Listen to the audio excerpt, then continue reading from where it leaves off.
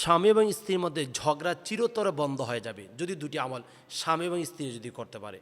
এক নাম্বার আমল হচ্ছে স্বামী এবং স্ত্রীর ঝগড়া যখন লাগবে তখন একে অপরে সবর করবে, অথবা দুইজনে যদি সবর যদি নাও করতে পারে কমপক্ষে একজনে হলো ধৈর্য ধারণ করতে হবে, চুপ হয়ে যেতে হবে, কোনো কথা বলা যাবে না।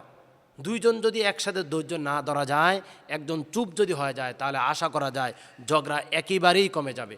স্বামী একটু জোরে কথা বলেছেন, স্ত্রী হিসাবে আপনি একটু নরম ভাষায় কথা বলুন। আবার স্ত্রী যদি জোরে কথা বলে, আপনি স্বামী হিসাবে একটু নরম ভাষায় কথা বলুন, দেখবেন ঝগড়া অর্ধেক কমে গিয়েছে, অর্থাৎ 50% কমে যাবে।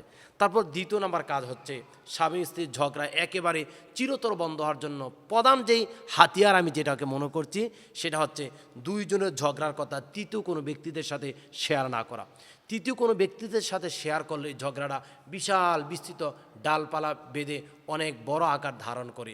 তাহলে আমরা জানলাম স্বামী স্ত্রীর ঝগড়া চিরতরে বন্ধ হওয়ার পিছনে যে দুটি কাজ করতে হবে, এক নম্বর হচ্ছে ধৈর্য ধারণ করা, দ্বিতীয় নম্বর হচ্ছে তৃতীয় কোনো ব্যক্তিদের সাথে সেটা শেয়ার না করা।